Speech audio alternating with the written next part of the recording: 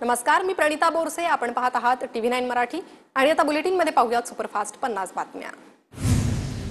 अलमट्टी धरणाच्या उंची वाढण्याविरोधात 10 जुलैला मोर्चा. सतेज पाटील आणि राजू शेट्टी यांची माहिती. सांगली पाटबंधारे विभागाच्या कार्यालयावर धडक मोर्चा. 1 जुलै रोजी 12 जिल्ह्यातील शेतकरी चक्काजाम आंदोलन करणार. याबाबत 2 दिवसात शरद पवारांची भेट घेणार. सतेज पाटलांची माहिती.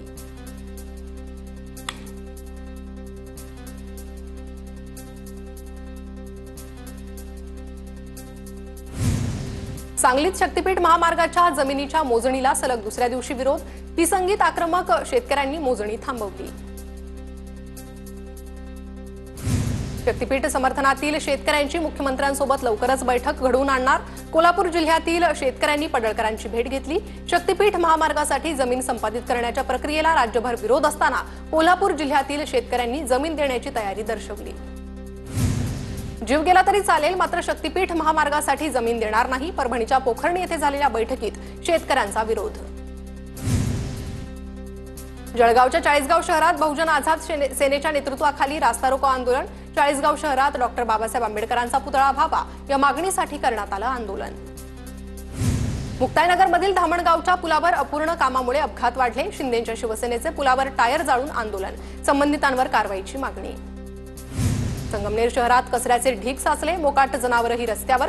अस्वच्छतेमुळे नागरिकांमध्ये संताप. माजी नगराध्यक्षा दुर्गा तांबे यांच्या नेतृत्वात नगर परिषदेवर मोर्चा. धुळे जिल्हा रुग्णालय परिसरात मोठ्या प्रमाणात अस्वच्छता. रुग्णालयात येणाऱ्या नागरिकांचं आरोग्य धोक्यात. शहरात होत असलेल्या पावसामुळे जिल्हा रुग्णालय परिसरात डबके साचले. 2 दिवसांपूर्वी झालेल्या मुसळधार पावसामुळे मराठवाड्यात शेतीचं मोठं नुकसान. हिंगोलीतील पैनगंगेला पूर आल्यानं नदीशेजारील शेतीचं पिकाचं नुकसान. पंचनामे करून त्वरित नुकसान भरपाईची शेतकऱ्यांची मागणी. चंद्रपूर जिल्ह्यातील घुग्गुस येथील वर्धा नदीवरील रपटा वाहून गेला. शेजावरील जिल्ह्यात मुसळधार पावसामुळे वर्धा नदीत पाण्याचा जोरदार प्रवाह. वाशिममधील प्राणहिता पैनगंगा नदी प्रवाहित. जून अखेर झालेल्या पावसामुळे नदी दुथडी भरून वाहते. शेतकऱ्यांमध्ये आनंदाचं वातावरण. वाशिम जिल्ह्यात 2 दिवस झालेल्या पावसामुळे पाणी प्रकल्पातील साठा वाढला. लघु आणि मध्यम प्रकल्पात 11% साठा. पिण्याच्या पाण्यासह शेतीसाठी सिंचनाचा मार्ग मोकळा. वाशिम जिल्ह्यातील 15,000 हेक्टर क्षेत्रावरील पिकांचं नुकसान. 38 महसूल मंडळातील गावांमध्ये 65 मिलीमीटरपेक्षा अधिक पावसाची नोंद. पंचनामे सुरू. वाशिमच्या रिसोड तालुक्यात 25 आणि 26 जून रोजी मुसळधार पावसानं शेतीचं मोठं नुकसान. आमदार अमित जनक यांनी केली प्रत्यक्ष पाहणी. पंचनामे करून नुकसान भरपाईची मागणी.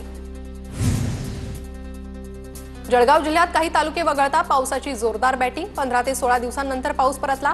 शेतकऱ्यांना मोठा दिलासा. 47% पेरणी पूर्ण. वाशिमच्या रिसोड तालुक्यात शेतकऱ्यांसमोर वन्य प्राण्यांचं संकट. हरण, रोही यांसारख्या वन्य प्राण्यांकडून पिकांची नासधूस. वन विभागाकडे वन्य प्राण्यांचा बंदोबस्त करण्याची मागणी. गडचिरोलीत धान खरेदी केंद्रावर ट्रॅक्टरच्या लांबच लांब रांगा. 30 जूनला खरेदीची अंतिम मुदत असल्यानं शेतकऱ्यांची धावपळ. शेतकऱ्यांकडून मुदतवाढ देण्याची मागणी.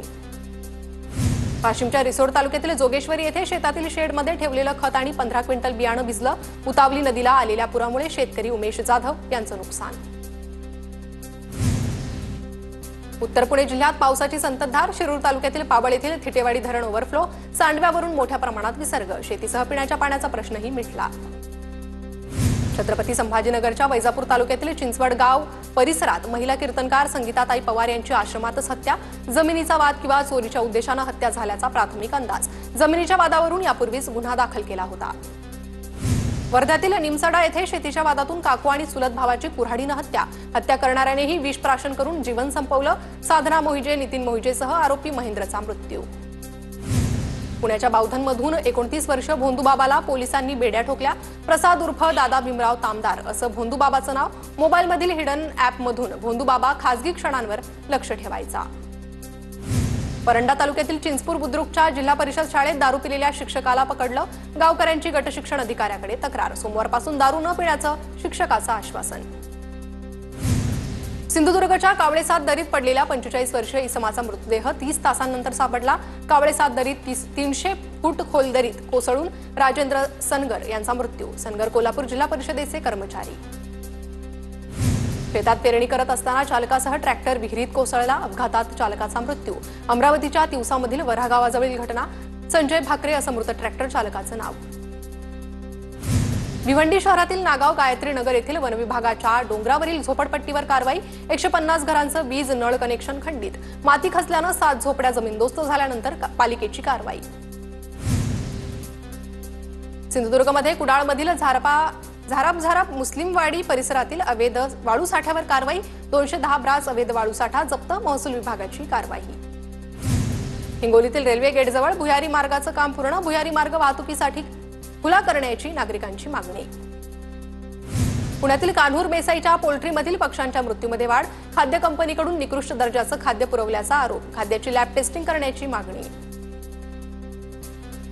डिजिटल अरेस्टची भीती दाखवून कोल्हापुरात 8 कोटींची फसवणूक करणाऱ्या टोळीनं विश्वास नांगरे पाटलांच्या नावाचा गैरवापर केला।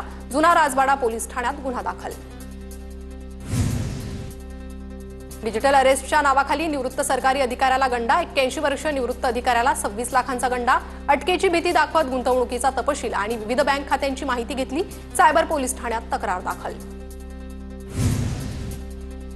लातूर जिल्ह्यातल्या हाडोळती येथे 3 जणांना बेदम मारहाण। घरातला कचरा रस्त्यावर फेकताना एकाच्या अंगावर पडल्यानं वाद। महिलेसह 3 जण जखमी। पुण्यात सिंहगड रोड परिसरात अज्ञातांकडून 17 गाड्यांची तोडफोड। टोळक्याकडून 3 ठिकाणी 17 गाड्यांची तोडफोड। पुणे पोलिसांच्या गुन्हे शाखेकडून अज्ञात टोळक्याचा शोध सुरू। पोलीस अधीक्षकांच्या विशेष पथकाची श्रीरामपुरात मटका बुकींवर कारवाई।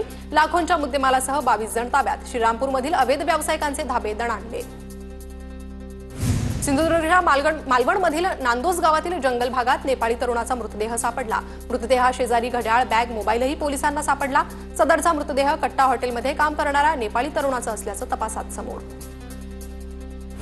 पनवेल शहरातील तक्का परिसरातील स्वप्नालय बालगृहाजवळ नवजात अर्भकाचा फुटपाथवर सोडलं। नागरिकांनी पनवेल शहर पोलिसांशी संपर्क साधून बाळाला उपचारासाठी खासगी रुग्णालयात दाखल केलं। परिसरातील सीसीटीव्हीचा पोलिसांकडून तपास सुरू। मुक्ताईनगरमधील राजुरा गावच्या प्रभारी सरपंचाचं घरकुल गोठ्याचे पैसे लाटले। 4,20,000ची फसवणूक। प्रशासनाकडून 10 दिवसात रक्कम जमा करण्याचे ग्रामसेवकाला आदेश। नांदेडमध्ये मराठा समाजाची बैठक। मनोज जरांगे पाटलांच्या मुंबईतील आंदोलनाचं नियोजन। अंतरवाली सराटीच्या बैठकीला नांदेडचे मराठा समाज बांधव उपस्थित राहणार। पुण्याच्या राजगुरुनगर एसटी बस आगारात फलाटासमोर खड्डे। पाणी साचल्यानं तळ्याचं स्वरूप। बसमधून उतरताना पडून अनेक प्रवासी जखमी। रत्नागिरीच्या चिपळूणमध्ये नव्या एसटी बसचं लोकार्पण। आमदार भास्कर जाधव यांनी एसटी बस चालवली। पुणे रेल्वे स्थानकाच्या नामांतरावरून वाद सुरू। संभाजी ब्रिगेडकडून पुणे रेल्वे स्थानकाच्या नामांतराची मागणी। राजमाता जिजाऊ पुणे जंक्शन असं नाव देण्याची मागणी। पुण्यातील पुरंदर तालुक्यातील वीर परिसरात बिबट्या आढळला। परिसरात बिबट्याचा वावर आढळल्यानं नागरिकांमध्ये भीतीचं वातावरण। गोंदियाच्या जानाटोला शेत शिवारातील एका झाडावर अस्वल चढला। अस्वलाला पाहण्यासाठी नागरिकांची गर्दी। गोरेगाव वन विभागाची चमू घटनास्थळी। हिंदीच्या मुद्द्यावरून नंदुरबारमध्ये ठाकरेंची शिवसेना आक्रमक। शहरात एक सही हिंदी विरोधात ही मोहीम राबवली। नंदुरबारच्या शहादा तळोदा मतदारसंघाचे भाजपचे आमदार राजेश पाडवी यांचा कार्यकर्ता मेळावा। स्थानिक स्वराज्य संस्थेच्या निवडणुकीसाठी कार्यकर्त्यांनी सज्ज व्हा। राजेश पाडवींचे कार्यकर्त्यांना आदेश। चंद्रपुरात काँग्रेसच्या माजी महिला जिल्हाध्यक्षा नंदा अल्लुरवार यांचा भाजपमध्ये प्रवेश। आमदार किशोर जोरगेवार यांच्या उपस्थितीत पक्षप्रवेश संपन्न। महाराष्ट्र राज्य कला संचालनालयाला मिळाले नवी कला संचालक। यवतमाळच्या दारव्हा तालुक्यातील गणेशपूर येथील किशोर इंगळे बनले नवे कला संचालक। ध्वनी प्रोसेसर हरवलेल्या 2 वर्षीय बालकाला अमरावतीचे पालकमंत्री चंद्रशेखर बावनकुळेंचा मदतीचा हात। पालकमंत्री कार्यालयाच्या पुढाकारानं मिळालं श्रवण यंत्र। बावनकुळेंनी ध्वनी प्रोसेसर यंत्र घेण्यासाठी दिला धनादेश। संत नामदेव महाराजांच्या पालखीचं बीडच्या अंबाजोगाईतील जवळबनमध्ये जल्लोषात स्वागत। पालखीच्या स्वागतावेळी रांगोळीची आरास। जवळबनमध्ये संपन्न झाला पहिला अश्वरिंगण सोहळा।